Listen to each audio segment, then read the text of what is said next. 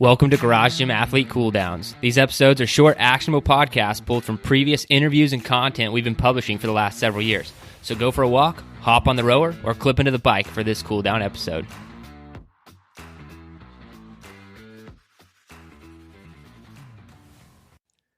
And would you say it's possible to work hard enough, either through fitness, nutrition, to change your DNA or your genes? Like how I've just seen Good some question.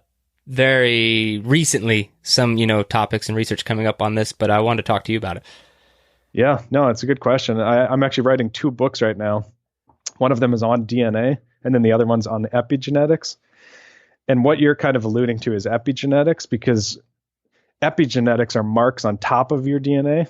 And that's also inherited, by the way. So that's super interesting because, what you eat, how you exercise, the chemicals you're exposed to, that gets passed on to future generations through these marks on top of the DNA.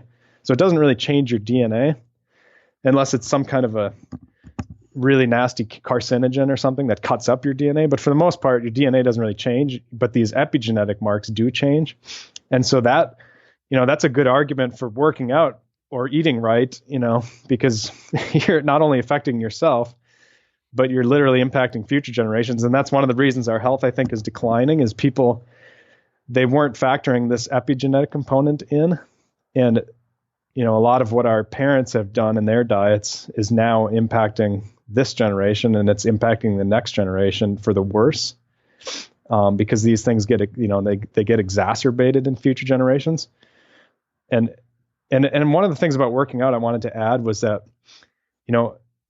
when you're lifting properly for your own genetics, so say you're doing, like I say, most people's genetics, they should be powerlifting. They should be doing deadlifts. They should be doing squats. They should be doing, heavy weights, with good form, obviously. But, that's usually that's the category people fall into genetically. And that can make up for a lot of dietary shenanigans. So if you're exercising, you're moving, you're working out, you can eat. You don't have to nail the diet quite as perfectly because your body will clear things a lot better. It'll handle things a lot better.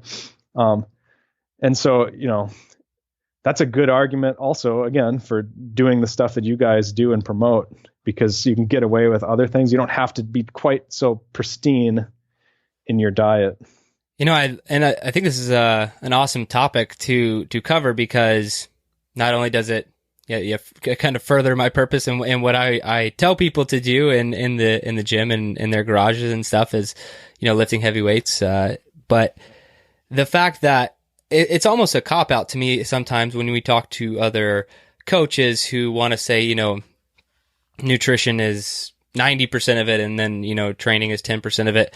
And I've never, maybe partially due to bias, because I really enjoy training and helping people see results in that regard. But I feel like it's way more intertwined than that. And now what you're talking about it on the genetic or epigenetic level, this is where we kind of see it come to life, is like you need if you want to lose weight or something, nutrition is going to be very important. But for your body just to function differently or properly, you need to be serious about fitness. It can't just be this, 10,000 steps a day. If you want some serious changes in your life, it has to be a little bit more dramatic than that.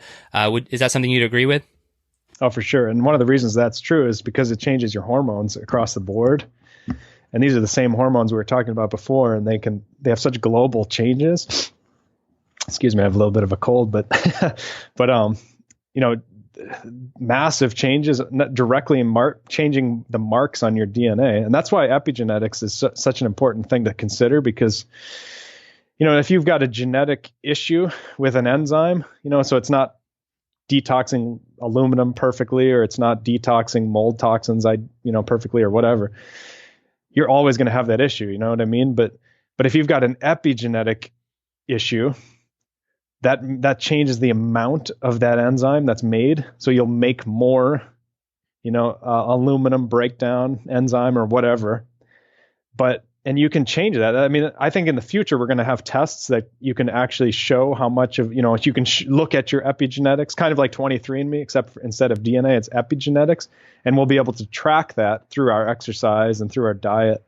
And we'll be able to see those changes. And people will realize that heavy lifting will just have such a positive benefit. And it's so much more efficient for most people in terms of metabolic changes and optimizing hormones. Heavy lifting is just far superior, and it changes multiple, like I say, multiple generations, but it's probably immediate too. Thanks for listening to today's Cool Down. If for some ridiculous reason you are not subscribed to Garage Gym Athlete programming, fix that problem right now. Go to garagegymathlete.com, sign up for a free trial, get started with us today. Thanks for listening.